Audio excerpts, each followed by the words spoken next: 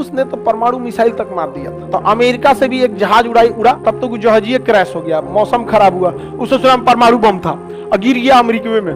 किस्मतों साथ देता है इसका। ये है आपका अमेरिका। ये कौन सा देश है? अमेरिका। और ये कौन है? अमेरिका बार बार आगे बढ़ते आ रहा था। कभी वो तुर्की को नाटो में मिला लिया। तुर्की को किस में मिला? नाटो सैनिकों का एक ग्रुप है जो आपस में लड़ाई लड़ते हैं। तो कभी किसको मिला लिया? तुर्की को।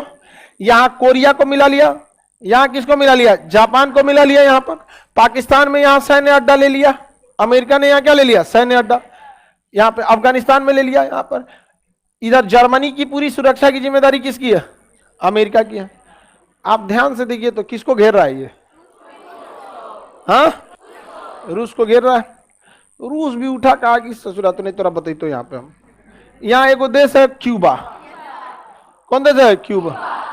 क्यूबा के राष्ट्रपति थे फिदेल कास्त्रो। फिदेल कास्त्रो ने यहां बुलाया और ये रूस ने यहां सैन्य अड्डा लेके परमाणु बम लगा दिया, मिसाइल लगा दिया परमाणु बम ने। समझ में आ गया कि नहीं आ गया? ले मार। अब यहां एक समय ऐसा आया था 1960 में क्यूबा संकट, कि दोनों देशों के बीच युद्ध होते होते बचा था। दोनों देशों ने युद्ध के लिए एकदम, रूस ने तो परमाणु मिसाइल तक मार दिया था, लेकिन परमाणु मिसाइल मारने के लिए कम से कम 2 अधिकारियों का सहमति होना जरूरी है। रूस की पनडुब्बियां यहां थी। रूस की पनडुब्बियां यहां थी और इस रूस की पनडुब्बी के जस्ट सामने आ गई थी अमेरिका की पनडुब्बी।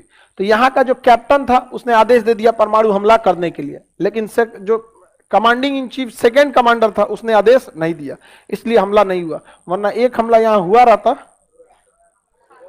यहां पर। तो अमेरिका से भी एक जहाज उड़ा, कहां हमला करने के लिए? रूस पर। तब तो जहाज क्रैश हो गया, मौसम खराब हुआ, उस समय परमाणु बम था और गिर गया अमेरिका में।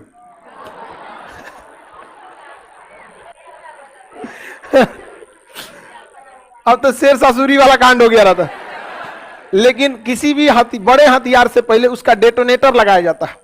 जब उसे रखा जाता है तो डेटोनेटर निकाल के रखा जाता है। हमला करने के टाइम उसका डेटोनेटर ऑन किया जाता है। उसका डेटोनेटर ऑन नहीं था, कई लेवल के उसमें ऑन सिस्टम किए जाते हैं। एक जगह से नहीं, ऐसा नहीं तो एक को डेटोनेटर लगाएंगे तो भड़केगा। उसकी कई लेवल की सिक्योरिटी होती है।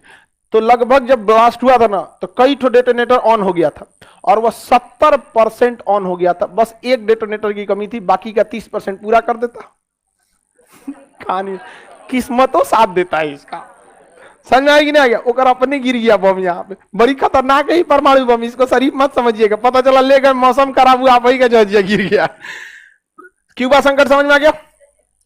1960 से 61 के दौरान इन दोनों देशों के बीच ऐसा लग रहा था कि सुबह में युद्ध होगा कि शाम में। एकदम भयानक स्थिति हो गई थी।